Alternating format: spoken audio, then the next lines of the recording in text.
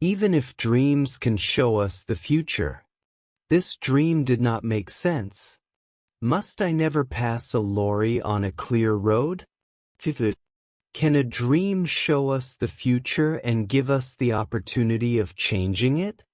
It is hard to believe. But if we can see the future in a dream, then surely the future already exists. If it does, then we are not free to act in the ways we wish to. We are not responsible for our own lives. Before I tell you the dream, I must explain a little about the context. It was the summer of 4 years ago, and I was driving my family back from Italy through the south of France. My son had not yet learned to drive. My daughter was too young, and my wife doesn't drive at all. I had been at the wheel for the best part of 3 weeks. Perhaps I was tired. Perhaps I could think of nothing except cars, baths. We spent the night of the dream in a town called Tarn. Hermitage Births. Now I'll tell you the dream. I was sitting in a big, powerful cream-colored car, and I was driving at high speed through the country baths. I was coming to a bend in the road, and in front of me there was a very large lorry. My foot reached out towards the brake, but it could not find it. I looked down, there was no brake. Worse, my hands held empty air. There was no wheel for them to hold. There were no controls of any kind. Already we were almost into the back of the lorry. I shouted in fear. Then I heard a calm voice coming from my left, and I turned my head. A stranger was sitting there. Arthur. He was a cheerful man of about 40.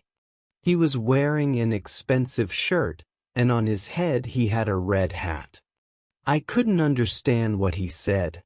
He spoke very quickly in French. And my own French is not very good. I didn't in fact care what he said. My eyes were on his clean, fat hands which were holding the wheel.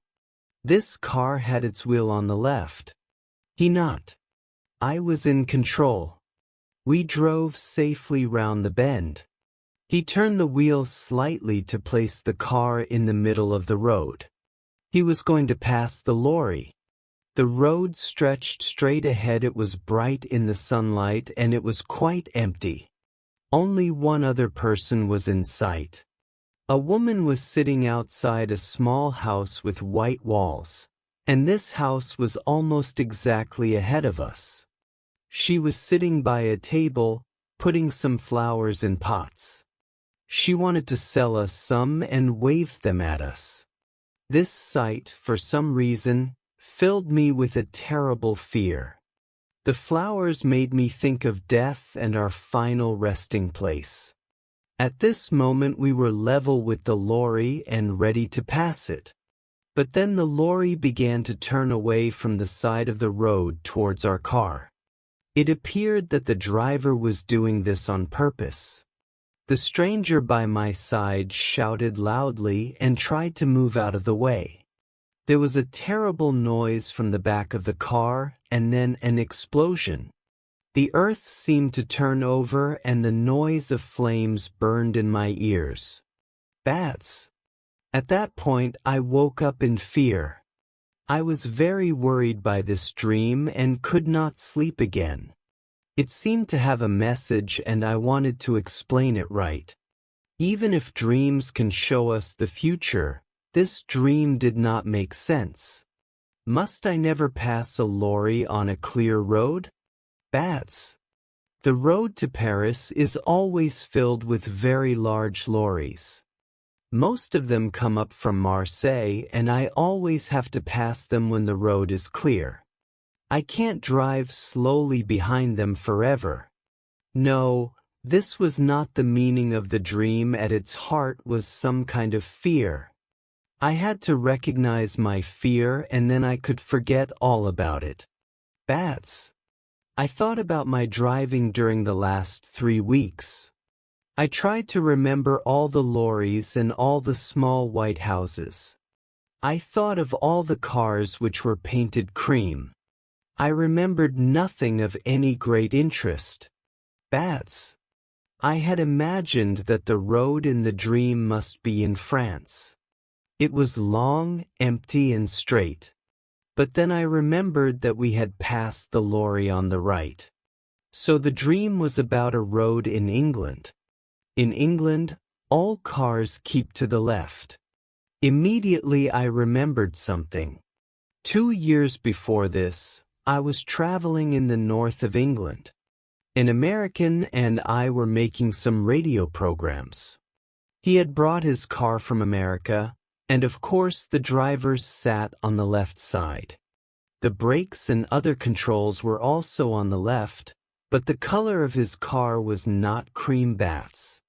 The American was a careless driver and often passed other cars. Against my advice. Remember that I was in a better position to see. I was sitting on the right. Once, just after Nottingham, he played chicken. You probably know about chicken. It is a game that is played on the roads. It is becoming more and more popular in America because long journeys are often very dull. You just move your car into the middle of the road and stay there when another car appears. It comes towards you in the middle of the road. The driver who turns away is the chicken. Quite often neither driver turns away. I expressed my displeasure at this game in language that the American could not fail to understand. We did not play it again, but it had probably left its mark on my mind. So then when I was asleep, I experienced it all again in a dream. I also remembered something else while I was having breakfast. When we played chicken, it was an uncommonly windy day. We stopped at Chesterfield and the American bought a hat. It was a black hat, not a red one, but in dreams details are not always exact. After this, I forgot about the dream until the afternoon. The big French lorries often play their own game. They stay in the middle of the road and you can't pass them. You have to stay behind them. Sometimes you have to follow them for endless kilometers. Although the roads are almost completely empty, this afternoon we were following a large vehicle which was making terrible noises when I blew my horn. The driver moved to the side of the road, but it was the wrong side. He was driving along on the left instead of keeping to the right. There was enough space on the right for me to pass him, but to do that would be wrong. So I just followed him for a few kilometers and I told myself not to pass him bats. I considered the situation from every point of view. I could certainly turn my car more quickly than he could turn his lorry. It was a very big, heavy lorry. Could I perhaps pass him quickly on the right before he could do anything? If he turned to the right, though, he could easily kill us all. He probably wanted a bit of fun, but he might want an accident if he killed us. Nobody would say it was his fault. The law would be on his side. The road ahead was quite empty and went on for many kilometers. I drove more slowly until some distance separated us T3. Then I increased my speed as much as I could. I drove towards that empty space beside the lorry. My car was moving at about 110 kilometers an hour berths. The front of my car was almost level with the back of the lorry. Then I saw something that knocked the breath out of my body. On the grass beside the road, a woman was sitting outside a small white house with a table of flowers.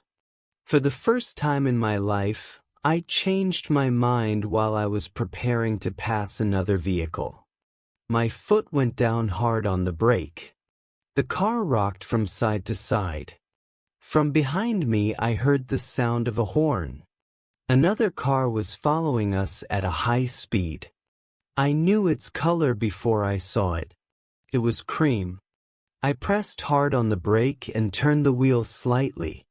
I was just able to move in behind the lorry without touching it. The other car passed us and the driver blew his horn wildly. It reached the lorry and then the lorry turned towards it. For a moment I thought that the car was going to pass the lorry safely. It was moving very fast. Then the front of the lorry just touched the back of the car. It was only a light touch, but it knocked the car towards the side of the road, and the woman at the table, Berth, the driver of that car, knew exactly what to do with the greatest skill. He turned it back into the middle of the road. His control was wonderful, much better than mine. He waved angrily at the lorry driver and drove quickly away in a cloud of dust. He was soon out of sight. We stayed that night in Fontainebleau. A big car was standing outside the hotel and the back showed signs of damage to the paintwork. It was a cream car, and so I looked for the driver. He was not wearing a red hat or an expensive shirt. He was a young man from Paris. Not like the driver in my dream. He spoke good English, so I asked him if he would like the number of that lorry. I had noticed it and I was happy to give it to him, but he only laughed. The law won't help you if you pass on the wrong side of the road to him. The whole thing had been a game. "Burs, to test your skill," he said.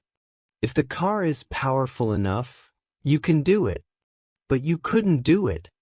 Not in your car." Burs.